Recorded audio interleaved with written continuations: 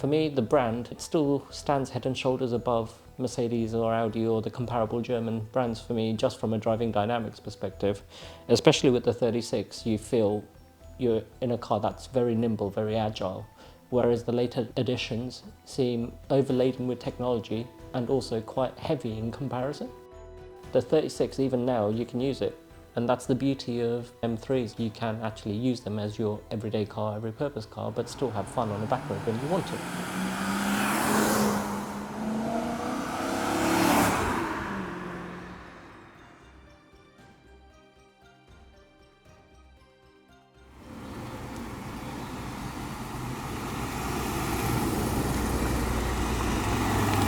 The E36 was the first right-hand drive generation.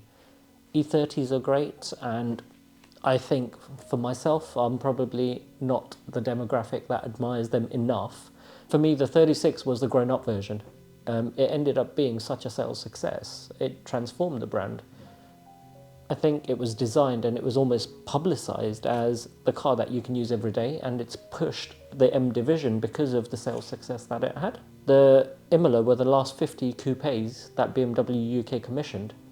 So my one's number 28, so 23rd from the end of production. I think the 36s are the understated M3. They're the ones that people forget, especially with the North American market as well, because they almost got a diluted performance version, which was more akin to the 328 as opposed to the M3. So I don't think it got the right appreciation globally for what it was. And I think that will change over time, because once people drive it, actually you feel what the 36 is about. And the 46, the 92, they do have more aggression. I would say they're more aggressive in their design as well, especially with the power domes and so forth, whereas the 36 is just so understated. If you left it on the side of a street, people wouldn't think that's a special car in that regard. It's a real wolf in sheep's clothing. It should actually be GT Imola individual, because it's GTII, but people misconcept it as a GT2. BMW UK once again literally tried to throw everything at it. Imola Red wasn't a standard colour that was available before. With regards to the spec itself, they ended up doing the Alcantara interior along with the red leather to match the Imola Red of the exterior. Alongside that, there were a few other niceties added. I mean, the car is well equipped anyway. It's got dual zone climate, 6-speed gearbox, same as the normal Evo, trip computer, electric mirrors, electric windows, electric sunroof, extra airbags. You've got the GT Class 2 aero kit on there as well. That's why people referred to it as the GT2, because the original British Racing Green GT had the same aero kit. So this was their last rendition of what the 36 was going to be, and it had everything thrown at it. Just finding one so rare, one of 50 made. Prior to myself, true enthusiast who had it 13 years, did a lot of trim work and various other bits and bobs along the way. It had a respray prior to me getting it, but then obviously I've just maintained it and babied it around. I've only done about 4,000 miles in over 7.5 years in it. Every mile has been a smile with it, and we have used it. We've used it for a family weekend getaway with a car seat in the back. The only M3 in BMW history to have a bespoke engine from the motorsport division. The others were derivatives of what was already available.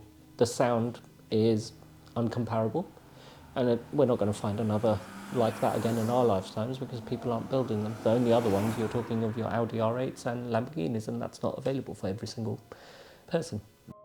I can easily see people doing hundreds of miles cross-continent in there without a problem. Incredibly comfortable, and if you really want to work it, get it higher in the rev ranges and it comes alive.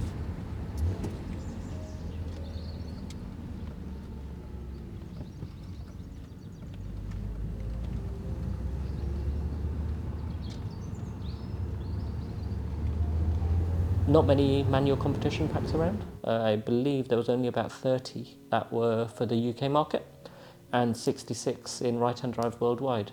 And this one, I didn't realise at the time when I bought it, but subsequently I found out, is the only one out of the 66 that is in Alpine white with the extended red leather.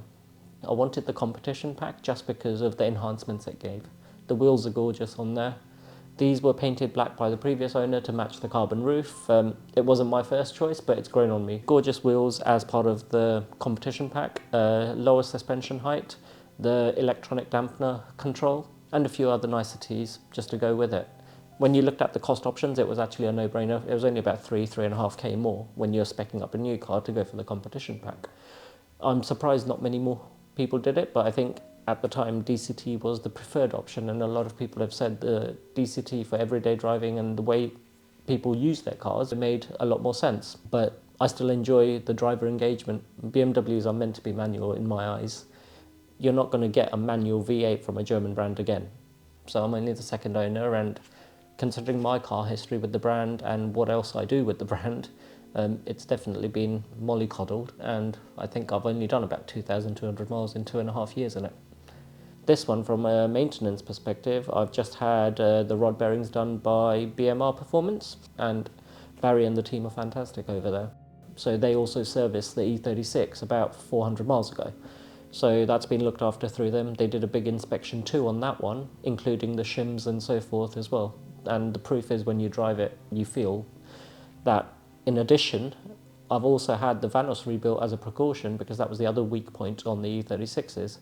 I did that as the first thing as part of my purchase. So that was done about 4,000 miles ago. And the combination of those two just make the car really come to life. The other maintenance pieces around the E92, it's got full BMW history. So even the brake fluid and other services that have been done over the years have all been done at BMW. I bought it off the original owner as a private sale, and unfortunately I couldn't get back to the same dealership that he'd used in the past, so I ended up taking it to my local BMW dealership. Otherwise I would have liked to continue the history at the same dealership from new. But as part of the paperwork, there's invoices going back to the original bill of sale. There's even things like investigation of a rattle on a cup holder at BMW. And MOTs were done at BMW as well. Brake lines and discs and pads have all been changed as well. The reason brake lines were done was just because it was an advisory on the MOT. And the previous owner didn't want any advisories on the car, so BMW treated the car with an open checkbook scenario.